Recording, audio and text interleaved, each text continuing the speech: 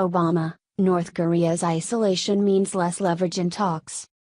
Former President Barack Obama said Sunday that negotiations with North Korea on its nuclear weapons program are difficult, partly because the country's isolation minimizes possible leverage, such as trade and travel sanctions against Pyongyang.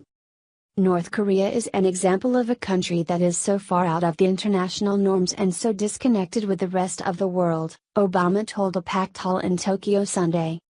He stressed the effort to get North Korea to give up nuclear weapons remains difficult, but countries working together, including China as well as South Korea and Japan, to combine pressure on North Korea will be better than nations working alone.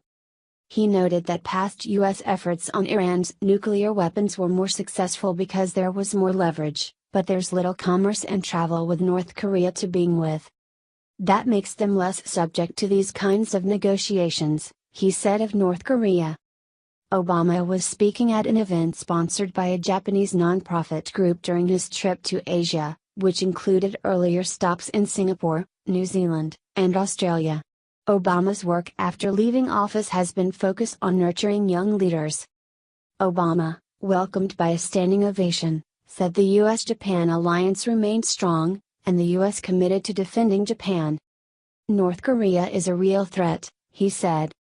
Our view has always been that we would prefer to resolve these issues peacefully, he said, adding that otherwise the cost in terms of human life would be significant. He acknowledged progress on a nuclear-free world will likely take a long time as long as Russia and the U.S. could not agree to start reducing their stockpiles.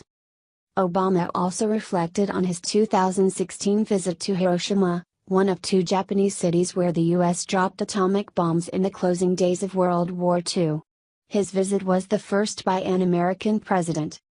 Almost all American presidents tend to be relatively popular in Japan, which views the U.S. as its most important ally.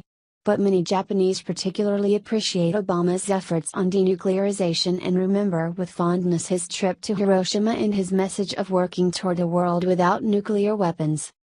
It was an extraordinarily powerful moment for me, Obama recalled.